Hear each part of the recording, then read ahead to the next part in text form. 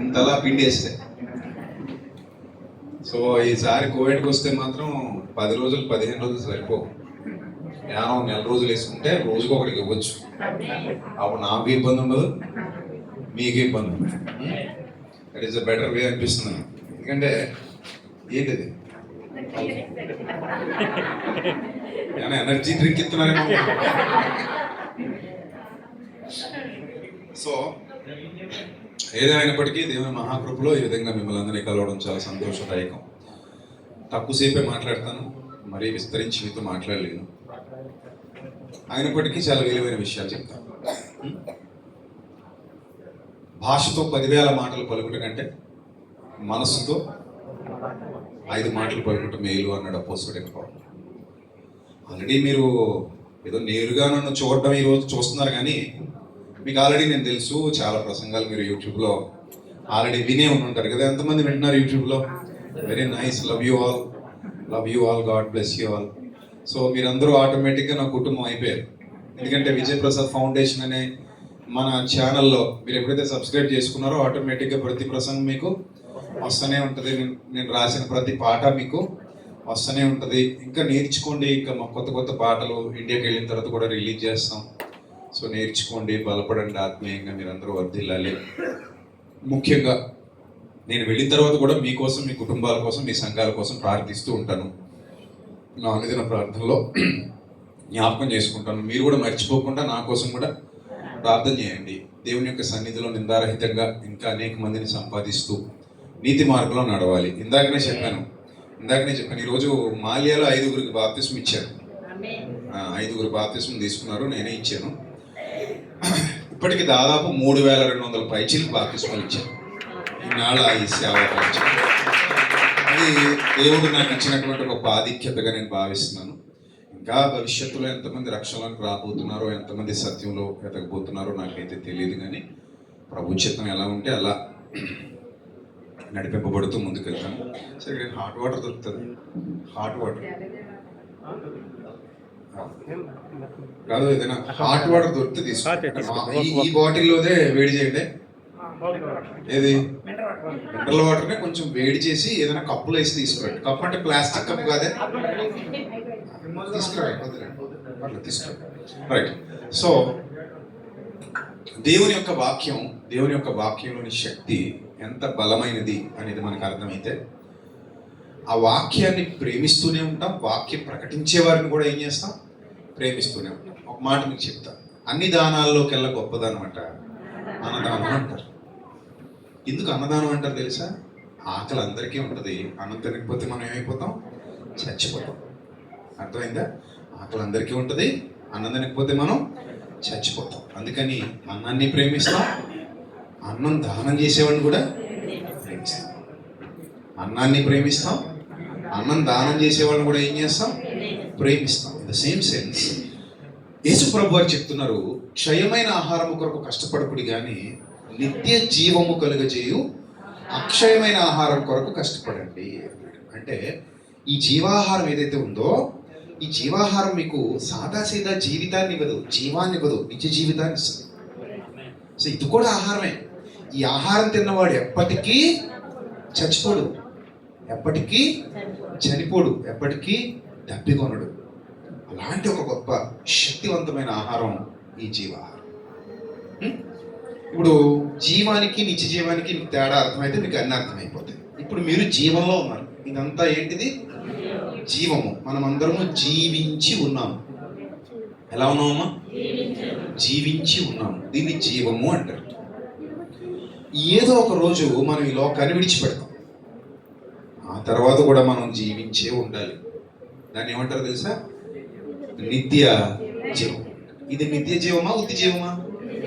ఇది ఉత్తి జీవమే, నిత్య జీవం కాదు.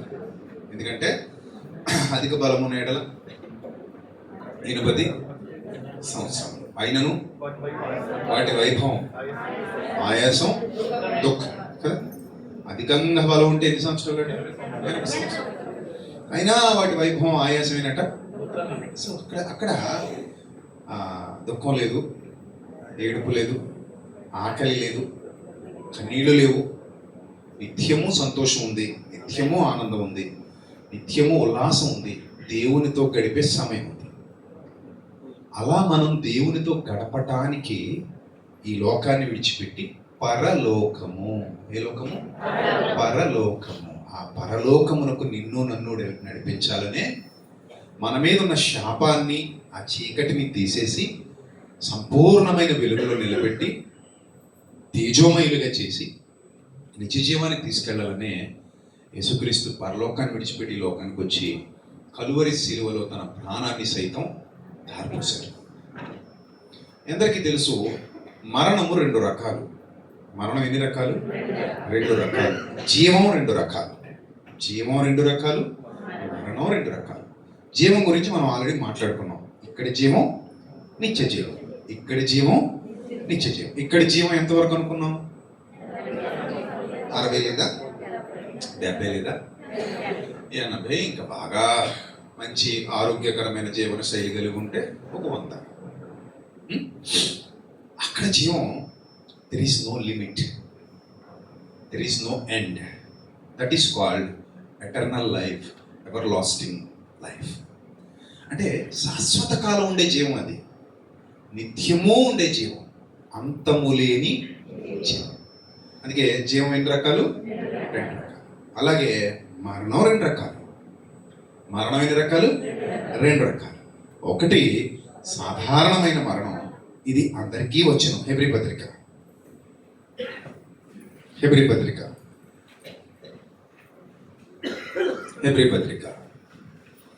అధ్యాయం 27వ వచనం. హెబ్రీ పత్రిక 9వ అధ్యాయము 27వ వచనం చదవండి. మనుష్యులు ఒక్కసారే మృతి పొందవలనని నియమింపబడెను. చూసారా, మనుష్యులు ఒక్కసారే ఏమవలటమా? మృతి పొందాలి. మనుష్యులు ఒక్కసారే మృతి పొందాలి. ప్రసంగి గ్రంథం 7వ అధ్యాయము 2వ వచనం. ప్రసంగి గ్రంథం 7వ అధ్యాయము 2వ వచనం.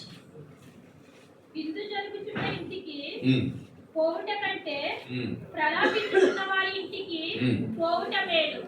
ఏలయనగా మరణము అందరికీ వచ్చును కనుక. ఏమన్నాడు?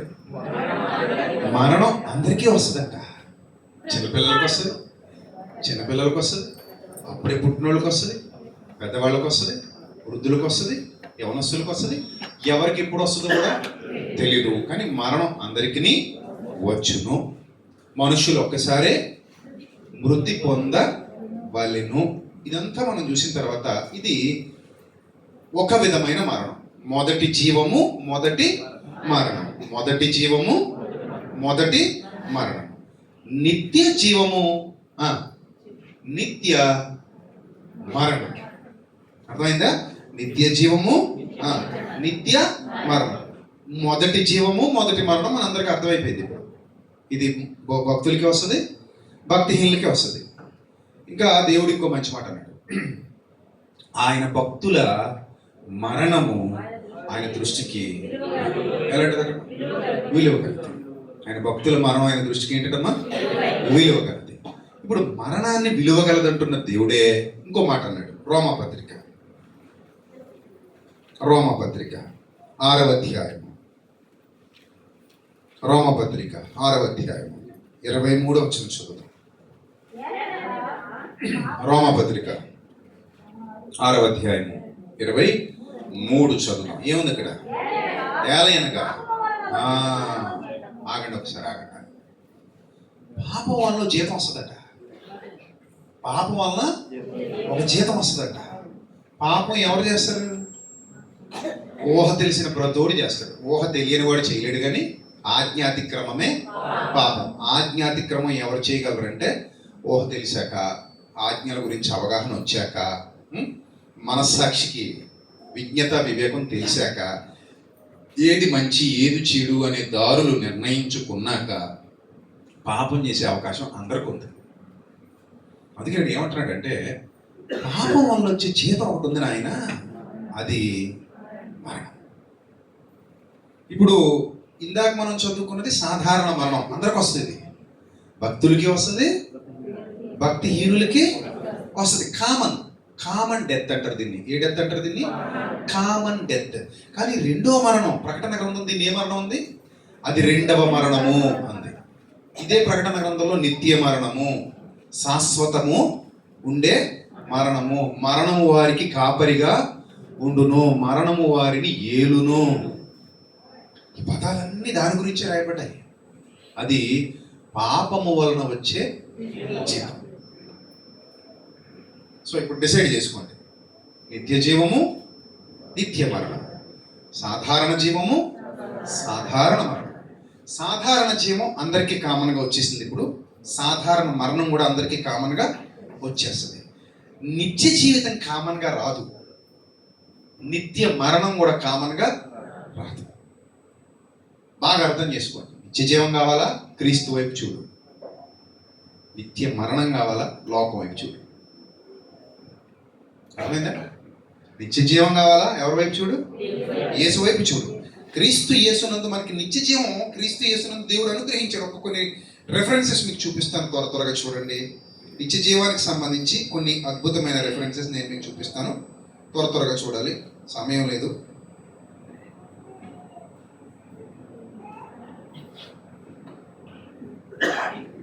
అది వాగ్దానంగా మనకి ఇవ్వబడింది. నిత్య జీవం అనేది వాగ్దానంగా ఇవ్వబడింది. దానియేలు గ్రంథం 12వ అధ్యాయం 2వ వచనం, త్వరగా చదవండి. దానియేలు గ్రంథం 12వ అధ్యాయము.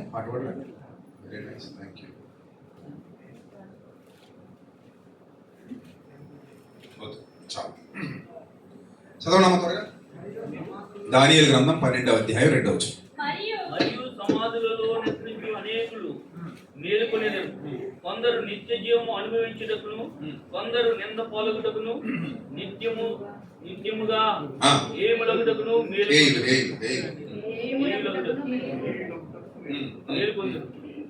దొరికింది ఆన్సర్. సమాధుల్లో నిద్రించేవారంటే అర్థం ఏంటి? ఆల్రెడీ భూమి మీద ఉన్న జీవాన్ని ఏం చేశారు? వాళ్ళు ముగించేశారు. ముగించి ఏమైపోయారు? మరణించారు. కానీ పునరుత్థానం ఒకటి ఉంది. ఈ పునరుత్థానం కట కొందరేమో నిత్య జీవం అనుభవించడానికి మేలుకుంటారట, కొందరు నిత్యము హేయులగుటకు, నిత్యము హేయులగుటకు మేలుకుంటారు. అది అంటే నిత్యము ఉండే జీవం ఒకటి పరలోకంలో ఉంది, ఈ లోకంలో లేదు. ఈ లోకంలో నిత్య జీవం ఉందటి, నిత్య జీవం. ఎవడన్నా ఉన్నాడా నిత్యం ఇప్పటివరకు బతుకున్నాడు? చూసారు ఎప్పుడైనా? అందరూ చరిత్రలో కాలగర్భంలో కలిసిపోయిన వాళ్ళే. వాళ్ళందరూ మన తాతలు, మన ముత్తాతలు, మన పూర్వీకులు. వాళ్ళు రాజులైనా కావచ్చు, అధికారులైనా కావచ్చు, పెద్దలైనా కావచ్చు, అయినా కావచ్చు. ఈ లోకంలో వాళ్ళ చరిత్ర కాలగర్భంలో కలిసిపోద్ది. నిత్యము ఎవడు జీవించి ఉండడు. నిత్య జీవం ఎవరికి ఇక్కడ లేదు. మత్తయి సువార్త 19వ అధ్యాయం 16వ వచనం. మత్తయి సువార్త 19వ అధ్యాయం 16వ వచనం. ఇదిగో ఒకడు ఆయన వద్దకు వచ్చి,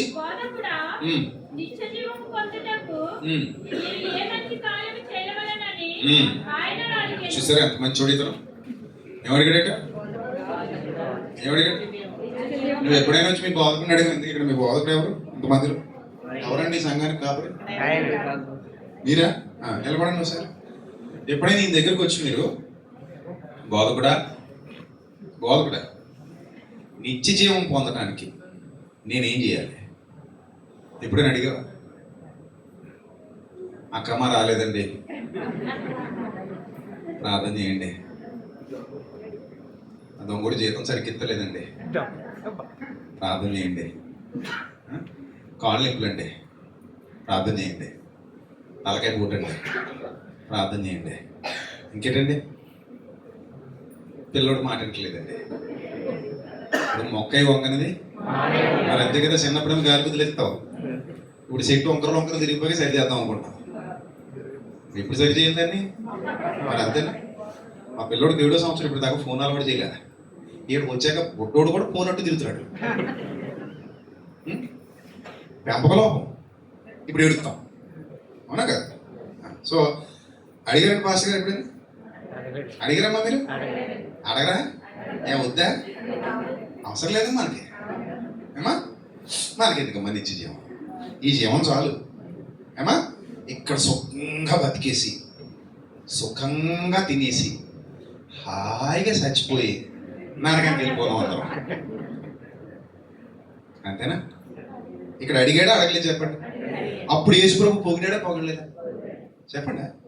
ప్రభువా నిత్య జీవానికి వెళ్ళటానికి నేను ఏం చేయాలని అడిగితే ప్రభు పొగిడాడా తిట్టాడా? పొగిడాడా తిట్టాడా? పొగిడాడంటే మంచిదా కాదా? మరి మీరెందుకు అడగరు? కూర్చోండి సార్. సో ఎప్పుడు కూడా బోధకుల్ని మీరు అడగాల్సింది, అయ్యగారు మనకి లోకం శాశ్వతం కాదు. కోవిడ్ నీళ్ళేద్దాం ఉన్నా ఒక 1000 ఏళ్ళు. ఎన్నేళ్ళు? 1000 ఏళ్ళు. 100కి తెక్కలేదు ఇక్కడ. మనం అప్పుడప్పుడు అంటాం, పిల్లలు వచ్చి కాలు మీద పడిపోగానే ఏమంటాం, అరే నాయన ఈ నాయ కూడా పోసేసుకుని మరి ఇదే పద్ధతి మన అకౌంట్లో డబ్బులు కొట్టేడే మనకు ఫోన్ పే అనుకున్నా గూగుల్ పే అనుకున్నా టిక్కి నన్ను సాల్పర్ చేసేయడానికి. ఇదిగో నాది కూడా తీసేసుకుని నాది కూడా పోసేసుకుని నీ ఇష్టమే, మరి ఆయన ఇష్టమే లేదు ఇంకా. ఆయన ఇంకా 15 ఏళ్ళు ఇచ్చాడు ఇసుకేకి, నువ్వైతే 30 ఏళ్ళు 40 ఏళ్ళు 100 ఏళ్ళు ఇచ్చేస్తావు. నాది కూడా పోసేసుకుని ఎన్ని ఏళ్ళు? 100. అది అయ్యో 100 అంటే ఇంకేముందా? నాకు ఇంకో కప్పు హాట్ వాటర్ కావాలి ప్లీజ్. ఇంకా వేడిగా తెచ్చిన పర్లేదు, పొగలు వచ్చి అలా నోరు కలుపుకోండి. సో 1000 ఏళ్ళు బతక బిడ్డ అంటాం. ఏలేదేమీ లేదండి ఇక్కడ. ఈ లోకం శాశ్వతం. నేను పాట రాశాను, మీరు వినే ఉంటారు.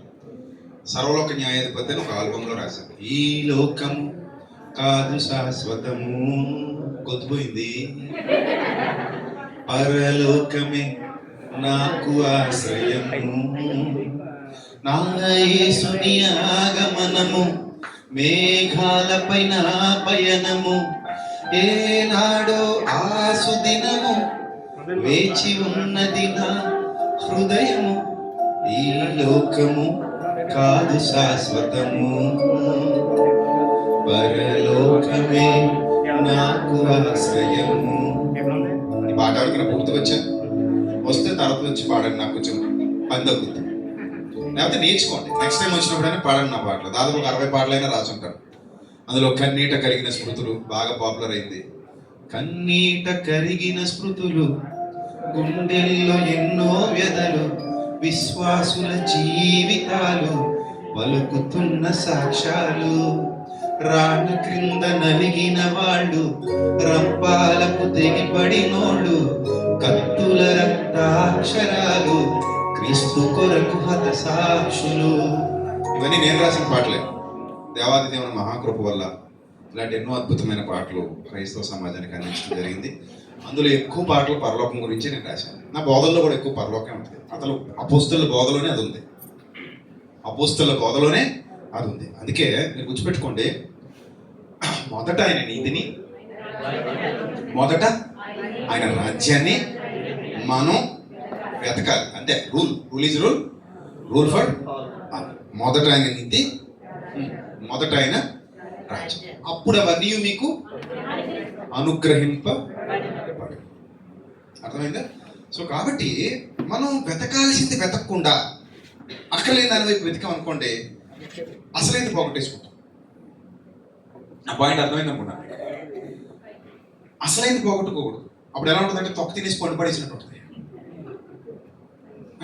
అట్టుపండు కష్టపడి అట్టుపండు తెచ్చుకొని తొక్క తినేసి పండు పడేసాం అనుకోండి, ఉపయోగం ఉందండి? ఏమైనా ఉపయోగం ఉందా? ఇదే కప్పు మారింది, బాగా మరిగిపోవాలని నోరు కలిపి తెచ్చారు. ఆయన ఇవన్నీ మినరల్ వాటరేనా, జనరల్ అయినా అంటే రేపు పొద్దున్న మళ్ళీ పొందుకోతుంది. Okay, thank you. సో తొక్క తినేసి మండిపాడేసినట్టు ఉండకూడదు జీవితం. అర్థమైందమ్మా? అసలైంది ఏదో దాన్నే పట్టుకోవాలి. ఇక్కడ ఏమన్నాడు? ప్రభువా నిత్యజీవం పొందుటకు నేను ఏం చేయాలి అని అడిగితే, ఏ మంచి కార్యం చేయాలని అడిగాడు. అందుకు యేసు ప్రభు కూడా మెచ్చుకున్నాడు. మనం కూడా అడగాలి.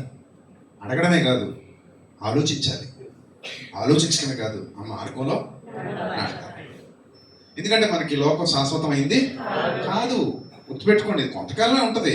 బాగుండాలి, ఉన్నంతకాలం మీరు బాగుండాలి. నేనేం తప్పనట్ల. ఉన్నంతకాలం బాగుండండి, హ్యాపీగా ఉండండి, ఉన్నంతకాలం సంతోషంగా ఉండండి, దేవుని దీవెనలు పొందండి, దేవుని చేత ఆశీర్వదించుకోండి. కానీ అసలు ఇది వదిలేయకండి. ఇది కావాలని అది వదిలేకండి. అది వదిలేస్తే ఇంకెందుకు పనికిరమ్మా, అంతే కదా. సో తర్వాత మాట చూద్దాం, తర్వాత ఇంకో మాట చూద్దాం. మత్తయి సువార్త 25 అధ్యాయం, మత్తయి సువార్త 25 అధ్యాయం 46 వచనం. మత్తయి సువార్త శిక్షకుడు 25 అధ్యాయము వీరు నిత్య శిక్షకును 46 వచనం. వీరు నిత్య శిక్షకును ఏ శిక్షక? ఎక్కడైనా విన్నావా ఈ పదం అసలు భూమి మీద? భూమి మీద శిక్ష ఎలా ఉంటుంది? ఊరి శిక్ష అయితే 10 నిమిషాలు లేదా 5 నిమిషాలు. కఠిన కారాగార శిక్ష అంటే 7 ఏళ్ళు లేదా 14 ఏళ్ళు యావజ్జీవ కారాగార శిక్ష. ఇంకేముంటాయి శిక్షలు? ఇంకా అంతే కదా. లేకపోతే ఉరి, లేకపోతే ఓ 14 జీవిత ఖైదు. జీవిత ఖైదు అంటే ఇంక మరి ఇంకా లాంగ్ టైం పడేసారు అనుకోండి, బతికినంతకాలం అంటే 30 ఏళ్ళు 40 ఏళ్ళు. కానీ ఇక్కడ ఏమన్నాడు? నిత్య శిక్షకును నిత్య శిక్ష అంటే అర్థం ఏంటి? నిత్య జీవము ఉంది, నిత్య మరణము ఉంది. నిత్య శిక్ష అన్న నిత్య మరణం అన్న ఒకటే, పర్యాయ పదాలు అంతే. అది అర్థమైందా? నిత్య జీవము, నిత్య శిక్ష రెండు ఒకటే. అందుకే మనకు అది వద్దు. నేను మొత్తుకొని చెప్తున్నాను, మనకు అది వద్దు. నిత్య మరణం మనకి వద్దు, నిత్య జీవమే కావాలి. సో ఇంకా కొన్ని వచనాలు మనం చూస్తే నిత్య జీవనకు పోదు. మార్క్స్ వార్త 10:30, మార్క్స్ వార్త 10వ అధ్యాయం 30 వచనం. ఇప్పుడు ఇహమందు హింసలతో పాటు నూరంతలుగా ఇండ్లను, అన్నదమ్ములను, అక్క చెల్లెళ్ళను, తల్లులను, పిల్లలను, భూములను రాబోవు లోకమందు. ఏ లోకం? ఈ లోకమా? ఈ లోకమా రాబోయే లోకం? చదువు. నిత్య జీవమును ఎస్, పొందునని మీరు రాబో లోకంలో ఏముందటమ్మా? నిత్య జీవం. యేసుక్రీస్తు ద్వారా అది మనం సంపాదించుకోవాలి. యేసుక్రీస్తు అది అనుగ్రహించడానికే ఆయనున్న లోకాన్ని వదిలి ఈ లోకానికి వచ్చాడు. ఆయనున్న లోకం నిత్య జీవితం ఉన్న లోకం. ఈ లోకం నిత్య మరణానికి దగ్గర అవుతున్న లోకం. ఈ నిత్య జీవితం ఉన్న లోకంలో నుంచి నిత్య మరణానికి దగ్గర అవుతున్న ఈ లోకానికి వచ్చి మిమ్మల్ని, నన్ను, మనందరిని రక్షించి తిరిగి ఎక్కడికి చేర్చాలనుకున్నాడు మన ప్రభు? నిత్య జీవానికి చేర్చాలనుకున్నాడు. అది యేసుక్రీస్తు ప్రభు వారి యొక్క రక్షణ సంకల్పం. గుడ్ ఫ్రైడే పరమార్థం. ఈరోజు అందరూ గుడ్ ఫ్రైడే జరుపుకున్నాం. ఎందుకు? ఎందుకు చెప్పండి? నిత్య జీవం కోసమే. నీకు ఇంత పండగ వాతావరణం అందుకు నీకు ఎందుకని సంతోషం వచ్చింది చెప్పు? యేసు ప్రభు చచ్చిపోతే చెప్పు, నీకు ఎందుకు పండగ అయింది అది? చెప్పండి. వాళ్ళ మనసుకి ఏదనిపిస్తుంది చెప్పండి. మోకాళ్ళు పోతే ఎత్తేనా? మరి ఎందుకు తల్లో వేలు పోతేనా? పాపం పోతుంది. మరి ఏంటి కారణం ఏంటి చెప్పు? పాపం ఎందుకు? పోతుంది. పాపం పోతే ఏమొస్తుంది? నిత్య జీవం వస్తుంది. అది నిత్య చెప్పండి. జీవం. నేను ఇందాక నుంచి ముత్తుకుంటాను అదే. పాపం పోతే ఏమొస్తుంది? నిత్య జీవం నిత్య వస్తుంది. జీవం వస్తుంది. అది ఎక్కడ ఉంది? కోవిట్లో లేదు. పరలోక రాజ్యం. కోవిట్లో లేదురా బిడ్డ నిత్య జీవం. దుబాయ్లో లేదు, ఇండియాలో లేదు, ఆస్ట్రేలియా లేదు, అమెరికాలో లేదు, జపాన్లో లేదు, చైనాలో లేదు, రష్యాలో లేదు. ఈ భూమండలం మీద ఎక్కడ లేదు. ఈ భూమండలం మీద ఎక్కడ నీకేమి లేదు నిత్య జీవితం. అందుకే అన్నాడు, నేను వెళ్ళని వాడలా, నేను వెళ్ళి మీకు స్థలము సిద్ధపరచా వెళ్ళొచ్చున్నాను. నేను మరలా వచ్చి నేను ఉండు స్థలములో మీరును ఉండులాగున మిమ్మల్ని అందరిని ఏం చేస్తాను? ఇక్కడికి తీసుకుపోతా. ఇక్కడ వచ్చున్నాం. ప్రభు కోవిడ్ తీసుకెళ్తావా? చెయ్యే. దుబాయ్ తీసుకెళ్తా ప్రభా? చెయ్యే. అలాగే ప్రభు అమెరికా బాగుంటుంది ప్రభు, అక్కడ తీసుకెళ్తా? చెయ్యే. పరలోకం వీటన్నిటికంటే బాబురా నాయన. ఇవన్నీ పరలోకం ముందు దిగదుడుపు. ఇవన్నీ పరలోకం ముందు ఎందుకు పనికిరావు? ఈ భూమి మీద ఏ పనికిరావు పరలోకం. దుబాయ్ పనికిరాదు, కువైట్ పనికిరాదు, అమెరికా పనికిరాదు, ఆస్ట్రేలియా పనికిరాదు, రష్యా, జపాన్, చైనా ఏది పనికిరావు. ఇవన్నీ మనిషి మట్టి లోకంలో కట్టుకున్నవి. కానీ అక్కడ మన కొరకు దేవుడు కడుతున్నాడు. దేవుడు నీ కొరకు, నా కొరకు, విశ్వాసుల కొరకు స్థలాన్ని సిద్ధపరుస్తున్నాడు. అందుకే నిత్య మరణం కావాలా, నిత్య జీవం కావాలా? చెప్పండి, ఏం కావాలి? యోహాను సువార్త 3వ అధ్యాయం. ముగింపులోకి వెళ్తున్నాం, చాలాసేపు మాట్లాడేసాం. యోహాను సువార్త 3వ అధ్యాయం ఎన్నో వచ్చిన 15 వచ్చిన చదవండి. అరణ్యములో మోసే సర్పమును నేను చెప్పింది 15. అలాగే విశ్వసించు ప్రతివాడు. మీరు విశ్వాసులేనా? విశ్వాసులే కదా? విశ్వాసం విశ్వాసులే. దేనికి విశ్వసించారు? దేవుని పట్ల విశ్వాసం. పొద్దున ఒక ఆవిడని అడిగానండి, ఇలాగే కోపం వచ్చింది ఆవిడకి. పొద్దున ఇలాగే అడిగా, అమ్మ నువ్వు యేసుప్రభుని ఎందుకు విశ్వసించావు అని అడిగితే పిల్లల కోసం అని అంటే, అప్పుడు నేను అన్నాను, పిల్లలు ఇచ్చేసారమ్మా. ఇచ్చేసాడండి అంతే. సరిపోయిందమ్మా, సరిపోయిందండి అంతే. ఇప్పటికీ అదే విశ్వాసంలో ఉన్నావమ్మా అన్నా. అలాగే ఉన్నానండి అంతే. అప్పుడు నేను అన్నాను, అమ్మ మరి పరలోకం, నిత్యజీవం, పాప క్షమాపణ, విమోచన, ఈ పదాలు ఎప్పుడు వినలేదమ్మా నువ్వు విన్న సువార్తలు ఇవి ఎప్పుడు తగలలేదా అన్న. నువ్వు విన్న సువార్తలు ఇప్పుడు తగలలేదా? నాకు అవన్నీ అనవసరం అండి, మరి నాకు ఎందుకండి అయ్యి. కానీ మా బైబిల్లో అలాగే ఉన్నాయమ్మా. మా బైబిల్లో యేసు ప్రభువుని నమ్ముకుంటే నీకు కొడుకునిస్తాడని లేదమ్మా. మా బైబిల్లో యేసు ప్రభువును విశ్వసిస్తే నిత్య జీవాన్ని ఇస్తాడు, నీ పాపాలన్నిటినీ రద్దు చేస్తాడని ఉందమ్మా. ఇది బైబిల్ బోధిస్తున్న అసలు సిసలైన సువార్త. నువ్వు అన్న కొడుకు ఎలాగ చెప్పినది? నువ్వు యేసు ప్రభువుని విశ్వసించేశాక, పాపక్షమాపణ పొందేశాక, మొదట ఆయన నీతిని, ఆయన రాజ్యాన్ని వెతకటం మొదలు పెట్టాక, అప్పుడు మీకు ఏది ఇష్టమో అడుగుడి. అప్పుడు నా యందు మీరును, మనకు అన్ని ఎక్కువే, అదొక్కడదొక్క. నా యందు మీరును, మీ యందు నా మాటలను నిలిచి ఉన్న ఎడల. రూల్ అది. నిలిచి ఉన్న ఎడల అనేది రూలు. అప్పుడప్పుడు నిలిచి పక్కపోయిన ఎడల, శుక్రవారం మాత్రమే నిలిచి తర్వాత పక్కపోయిన ఎడల, ఆదివారం మాత్రమే నిలిచి తర్వాత గాలిలో కలిసిపోయిన ఎడల, వారపు భక్తి చేసిన ఎడల అని లేదు. నిలిచి ఉన్న ఎడల అప్పుడు మీకు ఏది ఇష్టమో అడగండి, అది మీకు ఇస్తాడు. ఆయన మిమ్మల్ని విడివాడు, ఇస్తాడంటే ఇస్తాడు, ఖచ్చితంగా ఇస్తాడు. ఎప్పుడు ఇస్తాడు? గాలి తిరిగితే ఇవ్వడు. బాధ్యతగా ఉంటే ఇస్తాడు, నమ్మకం ఉంటే ఇస్తాడు, విశ్వాసిగా ఉంటే ఇస్తాడు. ఇక విశ్వాసికి ఏం కావాలి? అది నిత్యజీవం కావాలి. మిగిలినన్ని బోనస్లు. అసలు మెయిన్ పార్ట్ నిత్యజీవమే. పిల్లర్ ఏది? నిత్యజీవమే. మిగిలినన్ని తాత్కాలిక బోనస్లు. మీ అక్రమాలు, పిల్లలు, ఆరోగ్యాలు ఏమైనా వేసుకోండి. ఇవన్నీ శాశ్వతాలు ఏంటి? ఇవన్నీ ఏమిటి? తాత్కాలికాలు. ఇప్పుడు నీకు అక్కమ్మ కావాలనిపిస్తుంది 40 ఏళ్ళ తర్వాత.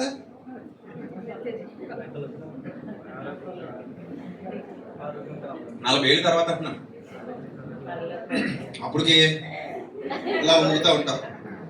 నీకు అక్కమ్మ ఇచ్చినా ఆడు పెట్టుకోవడం వల్ల. ఎందుకు?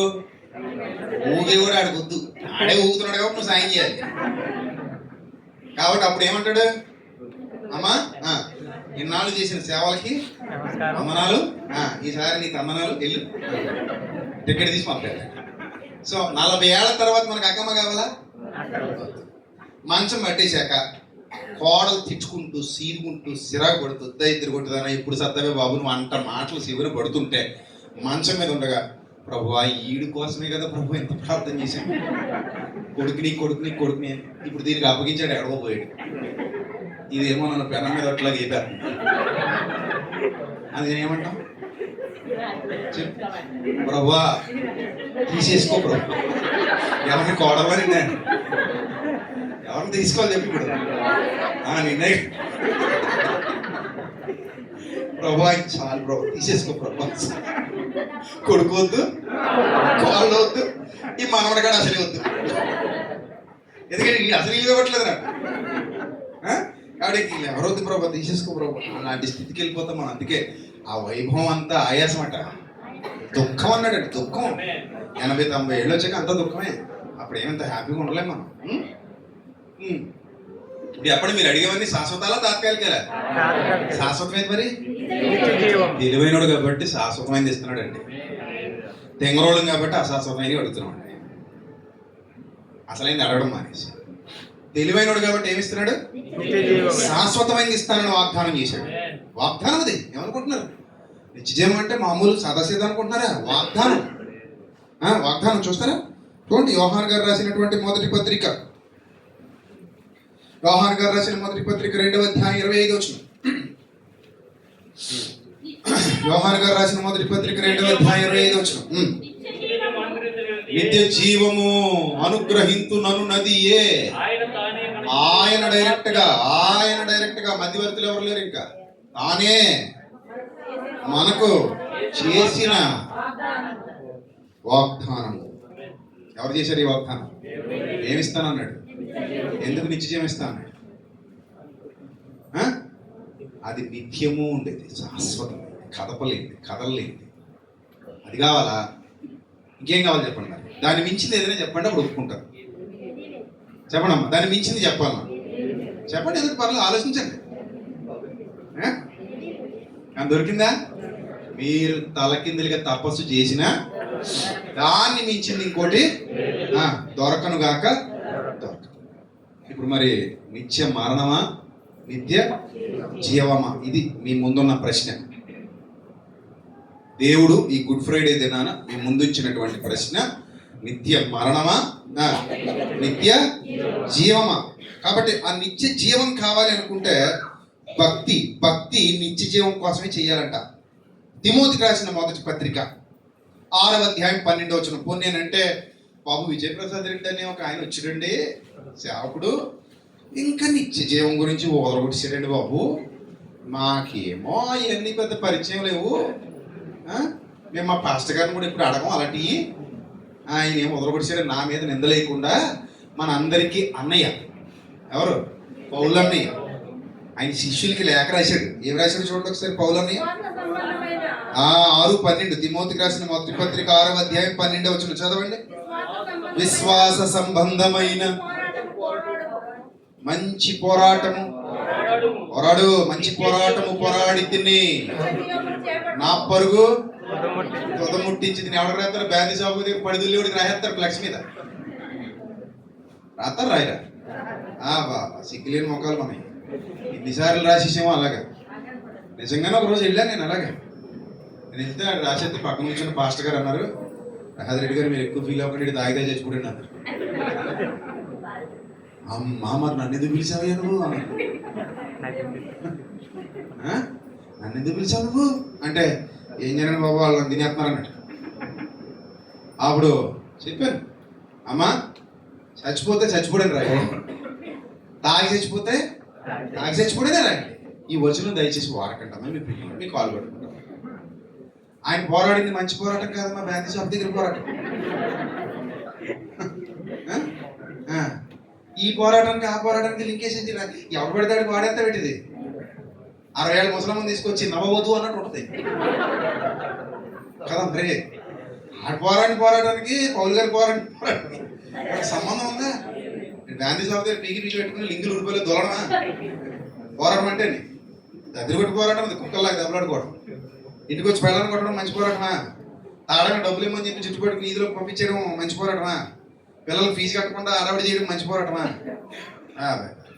అవి మంచి పోరాటాలు మా దద్దరిగొట్టు పోరాటాలు. అవి వాళ్ళకు కూడా రాసేస్తారు మనోళ్ళు. చచ్చిపోగానే ఏది ఏముంది మాట వరుసగా RIP అంట. RIP అంటే వెళ్ళిపో, నీ తాతగారి తవ్వకానా పంపేస్తావు పైకి.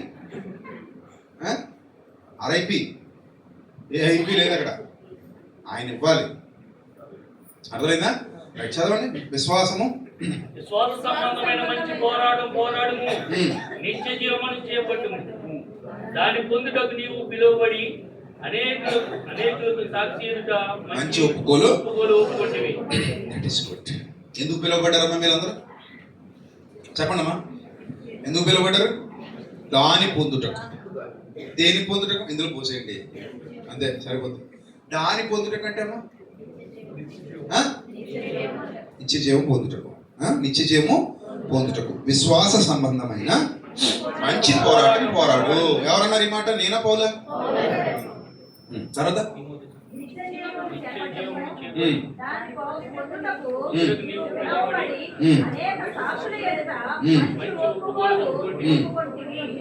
తీతు పత్రిక మొదటి అధ్యాయం 3వ వచనం.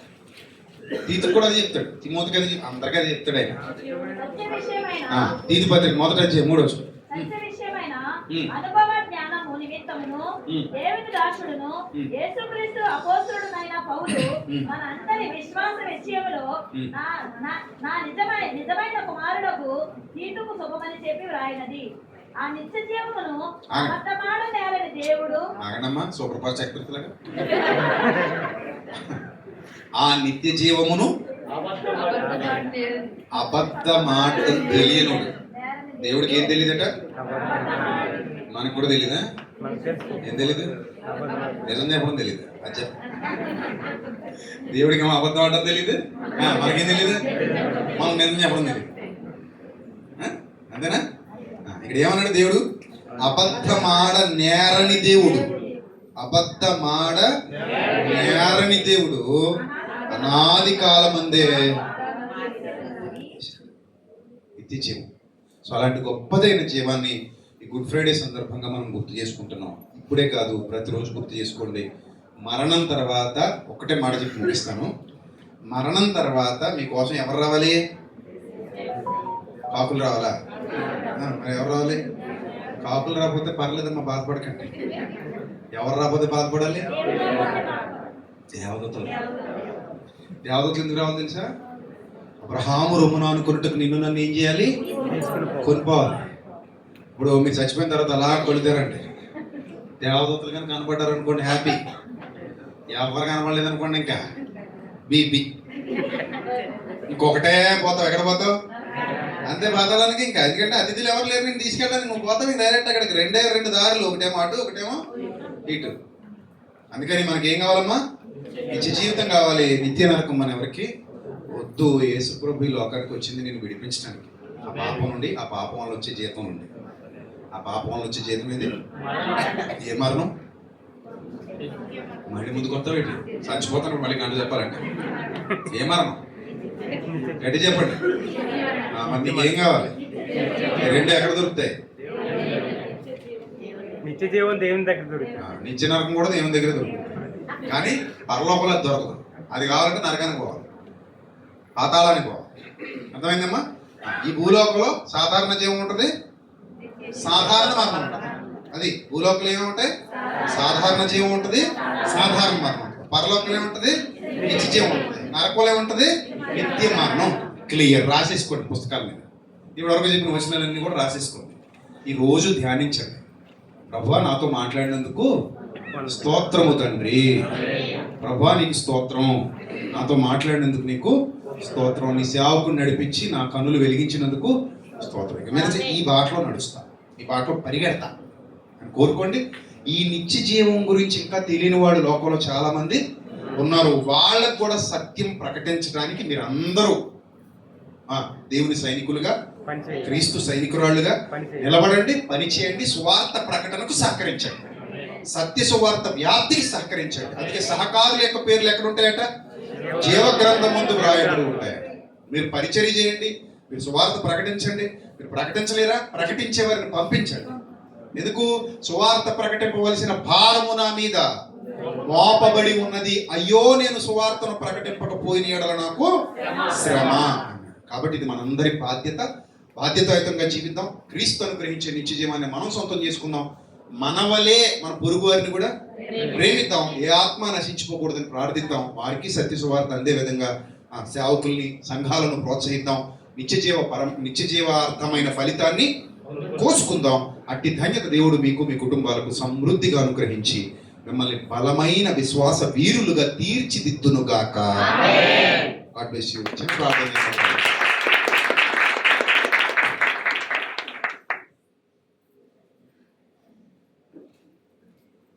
ప్రార్థన. మహాపరిశుద్ధుడ మా కన్న తండ్రి, ఇంతవరకు ప్రభు విలువైన మీ మాటలతో మీ పిల్లల హృదయాలు భద్రపరిచిన మీ కృపలో బలపరచండి. సేవకుని దీవించండి, సంఘాన్ని దీవించండి. మీ సహవాసంలో, మీ ఆలోచన బిడ్డలందరినీ దీవించండి. వారికి ఇచ్చిన కుటుంబాలను ఆశీర్వదించండి. వారు చేస్తున్న ప్రతి పనిలో తోడుగా ఉండండి. రాబోయే జీవితానికి మంచి పునాది వేసుకునే వారికి మీ పిల్లలందరినీ బలపరచండి. యేసు నామమున అడుగుచున్నాను తండ్రి. God bless you all. Love you all. Thank you. God bless you.